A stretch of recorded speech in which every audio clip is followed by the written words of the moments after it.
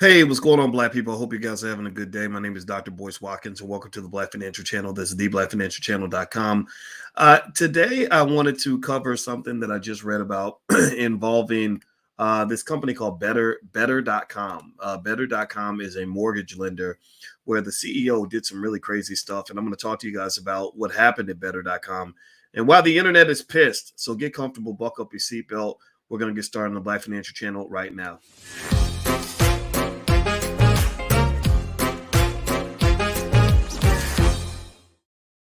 Welcome to the Black Financial Channel. That's theblackfinancialchannel.com. My name is Dr. Boyce Watkins. I am your friendly neighborhood finance professor. On the Black Financial Channel, we talk about Black wealth and Black economics every day. We are obsessed with Black wealth, and we talk about as much as 10 times a day under one condition. The condition is that you have to be Black first. Black first means we put our community at the top of our priority list. It also means that we solve our own problems. We build for our community. We make sure our children are the best and the brightest. If you agree with that philosophy, put a hashtag B in the number one in the chat, hashtag B1. Now, somebody says that there is no sound. Let me know if you can hear me. Give me a yes if you can hear me in the chat. Give me a yes. Put yes in the chat if you're able to hear everything that I'm saying, so that I can make sure that I'm coming through all right. Because sometimes somebody's mic isn't working and they can't hear me. So once I see the yeses, that'll let me know I can keep going. All right. So let's see. Okay, I see some yeses. All right. Yes. I see hashtag B1. Okay. All right. So here's the deal. There was a whole situation that happened with this company called Better.com. Has anybody heard of Better? Better.com is a mortgage lender that's very, very big. It's a big company. They have a $7 billion valuation, a pretty massive company. It's kind of crazy. And Sebastian, I love you too. And he says, love you, boys. Thank you for being a leader. Well, thank you. And thank you for your support, man. I appreciate that very much. So Better.com, the CEO was in the news recently over something that they probably it's bad publicity. It's not the kind of publicity the company would want, and it's kind of a story that's shaping into kind of a Scrooge McDuck kind of situation where basically the CEO, and I'm going to get his name. His name's not in front of me right now, but the CEO of Better.com basically like got all of his employees together for a big Zoom meeting. And then he fired everybody in the Zoom meeting. Like he had hundreds of people that came together for this big Zoom, and he gets them all in the Zoom, and he fires everybody. And the video is all over the internet, and it's making him look really bad. It's making the company look terrible. And I'm gonna tell you, people are pretty mad. People are pretty mad at him. I'm looking to find out what the guy's name is. Let me see here. They said the CEO of Better.com laid off more than 900 employees over Zoom last week. He accused at least 250 terminated staffers of working just 2 hours a day. Their management team reviewed employee productivity data, such as missed phone calls. His name is Vishal Garg, the founder and CEO of the digital mortgage company Better.com, laid off 200 people over Zoom. He accused at least 250 terminated staff members of stealing from the company by working just 2 hours a day. Quote, you guys know that at least 250 of the people terminated were working an average of 2 hours a day while clocking in for 8 hours a day in the payroll system. That's a problem, right? That's a problem. But here's what's interesting, right? I'm going to play the video for you guys so you guys can actually hear it from him and hear his Zoom meeting. It's very interesting. And I'm going to give you some perspective on this in terms of understanding why I think this just went bad. This is when keeping it real went wrong. Let me see if I can pull this up. I hope you guys can hear it. I'm going to share my screen and I'm going to try to turn it up so you guys can hear everything. Let me hit the button. Y'all know how I am with the technology. Sometimes I'll mess it up and I don't want to do that. All right, so here we go. Let me know. Give me a yes if you can hear this. Okay. You are part of the unlucky group being laid off. Your employment here is terminated effective immediately. It's been a really, really challenging decision to make. This is the second time in my career I'm doing this, and I do not want to do this. The last time I did it, I cried. This time I hope to be stronger. But we are laying off about 15% of the company. You gotta be kidding me. The market has changed, as you know, and we have to move with it in order to survive. You're going to get an email from HR, askhr@better.com, and your benefits. For all U.S. employees, we're providing 4 weeks. Oh my God, I can't believe this. 1 month of full benefits and 2 months of COBRA, for which we will pay the premium. Thank you for each and every one of your individual contributions to Better. All right. Now, obviously that's a really sad video. I mean, it's just like, I don't know. It's like watching somebody kick an old lady or, like beat up a 2-year-old or something, right? It's kind of, and you can hear people in the background like, "Oh, this is terrible," and it is terrible. I'm not making fun of that at all. My heart goes out to all the people that happened to, and I wanted to talk about it because I feel like this is an interesting opportunity to really talk about the ups and the downs of a capitalist system and where America is going right now. So let me just give you the quick breakdown, the Dr. Boyce breakdown on this. And really, I like to see both sides of the equation. So here's what I think that the CEO was trying to do, which he did not do very well. I think he was trying to be honest and forthright, right? I think it reminds me of a time where there was this really pretty lady that I really liked a lot. But unfortunately, and after we started dating a little bit, I found there was another lady I just happened to meet. Wasn't my fault. God just blessed me twice at the same time. And I felt like, okay, the right thing to do is I can't break up with her over the phone. I'm not just not going to show up. I'm not just going to send her a text message and say, "Yo, Shorty, I'm out."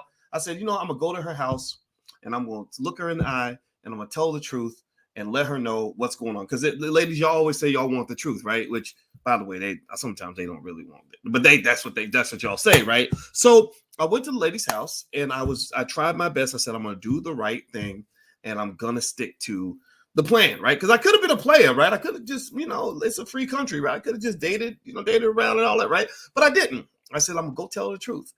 And do you know that I got called every bastard, every son of a bitch, every cuss word you can think of? I got called all those words. You're a terrible person. You're this, that. And I'm sitting there thinking, God, I don't know what, I mean, damn if you do, damn if you don't, right? I didn't know, I felt bad. I felt terrible. And it was like, man, I thought I was doing the right thing. I thought she'd appreciate it, but she didn't, right? She didn't, right? So sometimes, that whole like, the truth will set you free. Sometimes the truth will get you kicked in the face.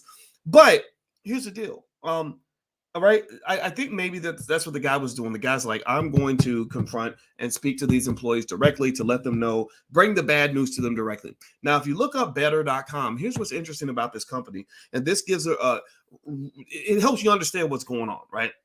So better.com did lose money this quarter. They lost about $86 million this quarter. So their profitability is negative. The hard thing about running a business, a lot of you are business owners in here. You're going to have big empires one day. Your children are going to run bigger empires. So you're going to have to be ready for those hard conversations where you got to cut something out, right? Now, so some would say, look, they had to do it. They were losing money. They're bleeding almost $100 million in a quarter. That's hard to do for a long period of time. You got to make a move. You got to make an adjustment. Here's the other challenge, though. Here's the other issue.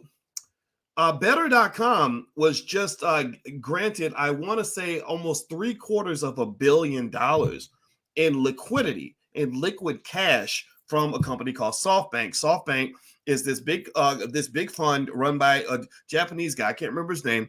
And he literally has $100 billion where he just goes around pumping money into companies. Like, they just have money to burn. It's ridiculous, right? We can't even get our reparations. A lot of y'all can't even get a $30,000 loan from the bank for your business, but they run around throwing around billions of dollars like it ain't nothing, right? Backing up crappy little startups that ain't even made a nickel. It's ridiculous. That's the real racism in America, by the way. Stop talking that Black Lives Matter stuff. That's all cool and good, but I want the money. I want black folks to have the money. That's, y'all have heard me say this before. So here's the deal, right? So they had cash. See, this is my point, right? A lot of times you think businesses die because they aren't profitable. No, businesses that die tend to die because they don't have liquidity. They don't have enough cash. Liquidity is in many cases as important, if not more important, than actual profitability. Part of the reason that their profitability declined, part of the reason that they weren't able to make a profit, I would argue, is probably because this cash infusion put them in a position where they were aggressively chasing growth, right? That means that when you get the cash, you're using all the cash to try to expand your market. It's greed, greed, greed. That's what capitalism is. We got to be the best. We got to be the first. We must have growth no matter what. Right? That's what they do, right? That's the problem with capitalism. It's because capitalism is never satisfied. It's like the fat kid who, after he eats a whole pizza, he wants to eat your pizza. He wants to eat his cheeseburger. He wants to eat her fried chicken. He can't stop eating, right? He must eat anything. Right? Anything within a 100-mile radius, he's eating it, right? That is a problem. That's gluttonous. And that's what American capitalism does, because you can't convince me. You cannot convince me on any planet that this business owner, this guy, had to fire those people. You can't convince me that he had to let those people go at Christmas time. You can't. You just can't. I can understand what would have happened if he didn't, right? If he tried to make a way to keep those people there, at least through Christmas, his shareholders would have gotten pissed.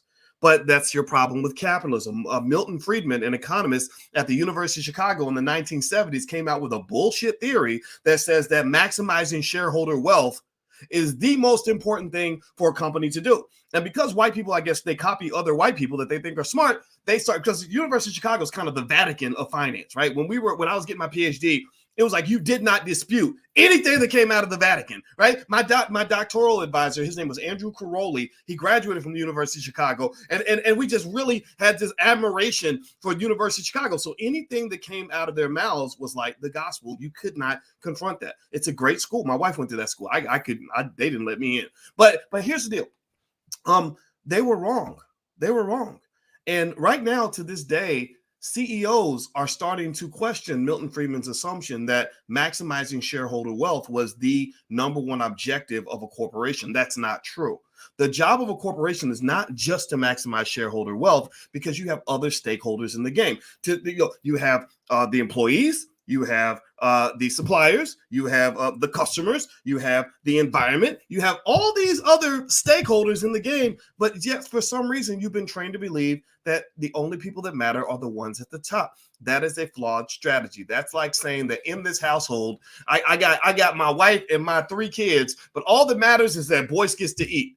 As long as Boyce gets to eat, then everything's good, even if everybody's starving to death. Well, that's not how you run a family. And that's certainly not how you run a country. That's not how you run a company, right? But in America, that's the model that's been pushed and enforced upon us, right? So here's what I'm getting to, right? The reason I would challenge better.com, and this is going to be a PR nightmare for them, obviously, but honestly, I don't know how long people are going to really care about this. Where I would challenge better.com is the fact that while you might convince me that you had to let those people go, how many of y'all think that the CEO is going to also like end up bankrupt? How many of y'all think? I think the CEO is probably going to be all right. He's going to have about probably $500 million in the bank. What do y'all think? You think he's going to be okay financially? What y'all think? What about the shareholders? You think the shareholders are going to go bankrupt? You think they're going to lose everything? No, they're going to be fine, right? So your problem in America, and this is what I really want to encourage you to understand. I hear people all the time use terms like black capitalism. Black folks are really moving toward wealth. We're really moving toward understanding economics and appreciating economic strength as a form of black liberation, which makes me very, very happy, very, very proud. I see lots of young guys and women behind me who are now really embracing this and really taking it to the next level. Rappers are rapping about it. Investing in wealth has become the new black, and I love it. It is really exciting for me to watch.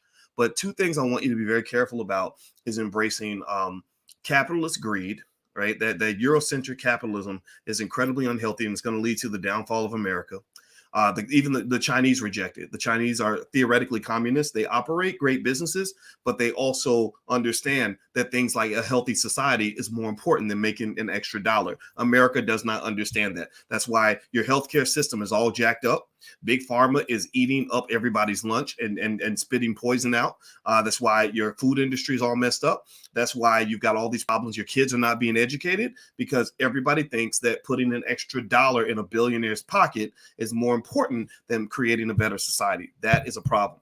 The other thing I would encourage you to be thoughtful about, to not embrace, is excessive materialism. This is where I would challenge some of the rappers. If you're talking about economic power, don't just talk about the power to go buy a new Bentley. Don't just talk about how you got 30 stacks and you went to the club. Don't just talk about how many gold chains you can buy. Talk about the power of wealth and ownership of land, where you can actually have freedom from white supremacy to go and develop systems that allow you to create healthy, wealthy, happy children so that your families can actually be strong and you can have a fortified community. Why don't we rap about that as much as we rap about going to the club and buying bottles of bullshit that we're going to then just put in our bodies like poison? Seriously, I'm not hating on it. I'm not dogging it out, but that is immature thinking. That's low level, low vibrational thinking.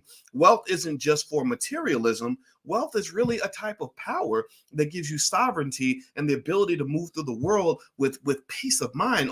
It allows you to operate on a higher spiritual vibration because you're not desperately like rat packing around trying to get an extra dollar just to get by. You're able to operate on a higher frequency because your basic needs have been taken care of, and now you can focus on the things that matter. Right? Money is not everything. It is not everything. So with this CEO of Better.com, I totally understand what was probably going on here. The company was losing money. The reason the company was losing money was not because they're not making just tons of money. They were losing money probably because they had a lot of cash. With that cash comes the expectation of additional growth. They were a .com SPAC, which has very high valuations on the market, driven by an expectation of enormous, insane, ridiculous amounts of growth. And when you can't match those insane expectations of ridiculous amounts of growth, then you end up cutting off the weakest link. Well, what is the weakest link? Well, it's those employees. Because most of them, they ain't got unions no more, none of that. They don't protect labor. They don't protect workers' rights anymore. So that's the one good thing about this pandemic and the Great Resignation is giving a little bit more leverage and power to the worker. And this leverage and power was strategically and systematically dismantled over the last 30 years. Okay, so this is what I'm saying. That's what's going on in this video, in my opinion. I think they're going to get their butts kicked over this for a little while, but then again, honestly, I think it's just going to kind of go away. And my heart goes out to the people that were affected by this layoff. And I guess it is what it is. All right, guys, I'm going to get out of here. By the way, the Black Business School is holding a Forex event. Anybody that wants to learn how to trade Forex, we talk about stocks all the time. In fact, we got stock market investing class tomorrow. So if you want to go to boycewatkins.com, you can learn about the Forex event on Friday, which is totally free. Courtney Logan, who's an attorney, who's an expert Forex trader, is partnering with the Black Business School. He's one of our adjunct faculty. He will be doing a Forex event on Friday. If you want to join, just go to boycewatkins.com. It's right there at the top. Also, if you want to join us for stock market investing class, where I will answer your questions, you can send me your questions. I'll tell you what stocks I'm buying, all the stuff. I'll make it easy for you. Feel free to also go to boycewatkins.com and take a look. We have a lot of good stuff for you, and I hope you'll consider joining the Black Business School. So take care, guys. Have a great day. Love you. God bless you. And hit the thumbs up button on your way out if you could. I would appreciate that very much. I'll see you soon. Take care. Peace.